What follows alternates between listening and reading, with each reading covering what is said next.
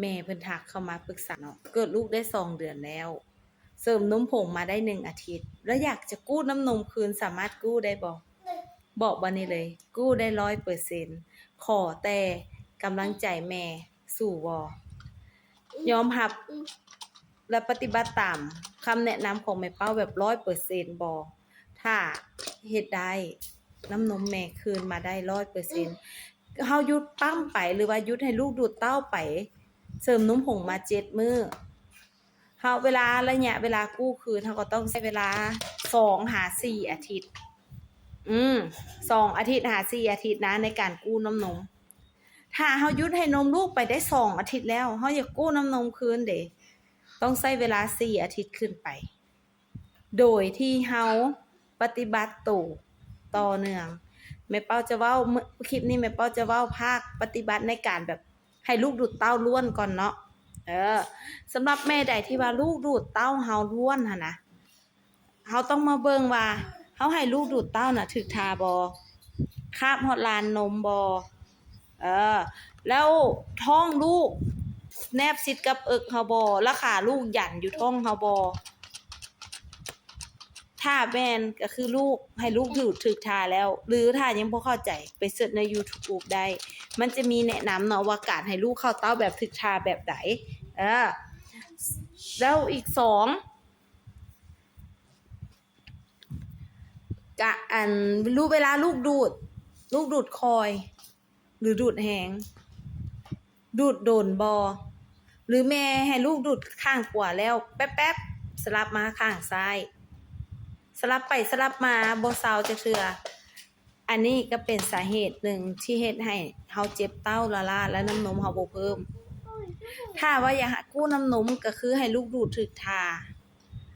ครั้งละ30 นาทีเฉลี่ยคือข้างละ15 นาทีในการดูดรอบหนึ่งมื้อหนึ่งเฮาต้องให้ลูกดูดบ่ต่ำกว่า8 รอบหรือทุก2 ชั่วโมงเอาเลยคันลูกนอนยาวลูกบ่กินเดะซันเฮ็ดจังได๋หรือลูกดูดไปแล้วเด็กน้อยวัยช่วงนี้เขาเจ้ากำลังเริ่มนอนยาวเนาะ2 หา 3 ชั่วโมงแล้วเฮ็ดจังได๋คันเราบ่ดูดให้แม่ซื้อกล้วยปั๊มมาปั๊มออกถ้าเราบ่ตื่นมาดูดนะหรืองดนมผงเลยบ่ต้องให้เรากินนมผง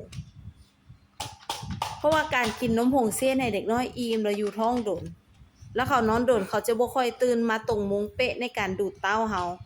หรือเขาดูดเต้าเฮาเขาเรื่องดูดขวดแล้วเวลาเขามาดูดเต้าเฮาเขาจะดูดคอยดูดแผ่วเพราะว่าดูดขวดดูดจุกขวดมันดูดแป๊บในเดียวน้ำนมมันก็ไหลแล้ว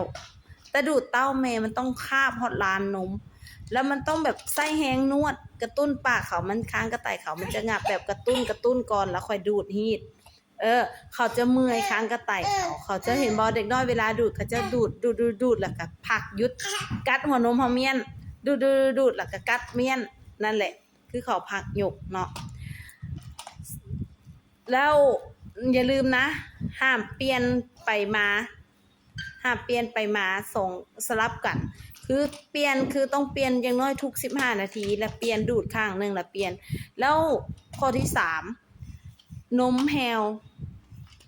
ก็มีน้ำนมอย่าสุคิดว่าน้ำนมแฮวแล้วโอ๊ยบ่ให้ลูกดูดดอกทิ่มปะไว้อีกรอบนึงรอบนี้ให้ลูกกินนมผงก่อนแล้วรอบหน้าค่อยมาให้ลูกดูดเต้าแม่อันนี้ก็บ่ได้อีกฮอดเวลาดูดคือลูกต้องดูดนมเฮาเพราะว่าเพื่อกระตุ้นให้ร่างกายเฮาได้ผลิตน้ำนมเพิ่มขึ้น4แม่ต้องกินน้ำให้เพียงพอกินน้ำอย่างน้อยให้ได้มื้อนึง3 หา 4 ตุกหัวเสือใหญ่อย่างน้อยนะแล้วบ่แม่นว่ากินข้อยจะกินน้ำหลายได้แต่ข้อยกินแบบยามใดก็เป็นเจือกอึกเบิดบาดเดียวอันนั้นบ่ได้ไตแม่ทำละงานหนัก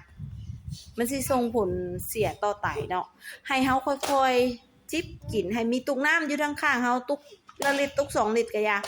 จิบกินยกกินจิบดุๆแบบนี้มันจะช่วยเฮ็ดให้เฮาบ่ขาดน้ำแล้วไตเฮาก็บ่ทำงานหนักแล้วมันก็ส่งผลไปที่ผลิตน้ำนมได้ดีเลย4แล้วบ่ด้าน1การทาเข้าเต้า2ระยะการดูดเนาะ3ห้ามปล่อยให้เต้าแฮวต้องดูดให้ตรงมุง4คือการกินน้ำ5คืออาหารการกิน เฮาเคยกินแบบใดเฮาให้กินแบบนั้นกินบำรุงแบบนั้นเคยกินสิ้นนะเคยกินไก่กินงัวกินหมูแต่บาดเกิดลูกมาได้กินแต่ไก่แห้งๆปิ้งต้มจืดๆอันนั้นบ่เอาให้แม่กินอาหารให้ครบ5หมู่เข้าใจคำว่าครบ5หมู่กินบำรุงแค่เฮางดแอลกอฮอล์งดอาหารเผ็ดจัดแค่นี้พออันอื่นแม่อยากหยังอยากกินแบบพอแบบว่ามีรสชาติอยากกินตำส้มแบบว่าให้มีรสชาติให้ตัวเองมีแห้งใจหั่นนะกินได้แต่ช่วงน้ำนมเฮาหน่อยจะแนะนำงดพวกของมันของทอดขนมปังหรือเบเกอรี่พวกเค้กอหย่างต่างๆถ้าว่าหิวแห้งๆอยากกินนะเห็นแล้วอยากกินแห้งกินได้กินเล็กๆน้อยๆแต่เวลาเจ้ากินแล้วเจ้าอย่าทิ่มนมให้เจ้าฮอด3 ชั่วโมงโดยบ่ปั๊มโดยบ่ให้ลูกดูดโดยบ่มีการระบายออกบ่เอาแบบนั้นน่ะคือกินเพราะหายากได้เนาะแล้วถ้าว่าหลีกเลี่ยงได้ก็หลีกเลี่ยงดีเพราะว่าหยังมันสิเฮ็ดให้ท่อนมเฮาอุดตันคันท่อนมเฮาอุดตันแล้วหูนมเฮามันมีบักหลายหูเนาะตามหูน้ำเต้านมหั่นน่ะมันจะมีเส้นเลือดอีหยังท่อระบายนมท่อลำเลียงนมจากนมท่อมันสิมา10ท่อมันมาพร้อมกันมันกลายไปอุดตันเหลือ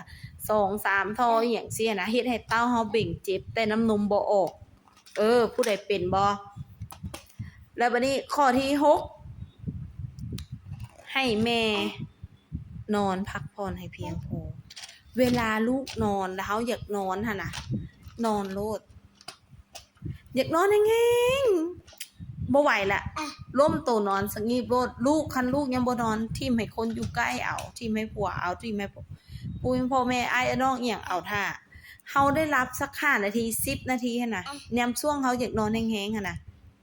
เฮ็ดให้ใจเฮาแม่มีความสุขและร่างกายก็พร้อมในการผลิตน้ำนมเลยสังเกตโลดหลังจากเฮาได้งีบเฮาได้พักผ่อนในช่วงสวยที่เฮาอยากนอนแฮงๆหั่นน่ะมันสิเฮ็ดให้น้ำนมเฮาเวลาปั๊มหรือว่าเวลาลูกดูดนะไหลดีออกดีมาหลายสังเกตโลดอย่าลืมเวลานอนสำคัญผู้ใดสิว่าลูกนอนแล้วมึงนอนน้ำนู่นนี่นั่นว่าไปโลดค่ะร่างกายเฮาในการผลิตน้ำนมเฮาต้องใช้ร่างกายเฮาดังนั้นอย่าได้แคร์ลูกนอนเวียกเฮาแล้วอีหยังแล้วมันบ่มีหยังแล้วเฮานอนพักผ่อนข้อที่7ก็คือการเฮ็ดให้ใจมีความสุขสำคัญนะเคยได้ยินบ่ยิ่งเครียดน้ำนมยิ่งหดการเฮ็ดให้ใจเฮามีความสุขกินมีความสุขนอนมีความสุขครอบครัวผัวอิหยังเบิ่งแยงดีเฮาคันว่าผัวมันเบิ่งแยงบ่ดีเฮาก็บ่ต้องไปโฟกัสมัน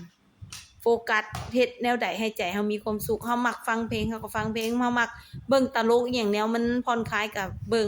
อย่าสุกไปเบิ่งข่าวในแง่ลบรถต่ำตายโจรปุ้นจี้นู่นนี่นั่นเด็กการเลี้ยงลูกเด็กน้อยเป็นแบบนั้นแบบนี้อย่าไปเบิ่งให้เบิ่งแนวมันผ่อนคลายเฮาเฮ็ดให้เฮาบ่ซีเรียสหั่นน่ะให้ใจเฮามันมีความสุขกินมีความสุขนอนมีความสุขเบิ่งอันใดเดียวมันมีความสุขน้ำนมเจ้าไหลดี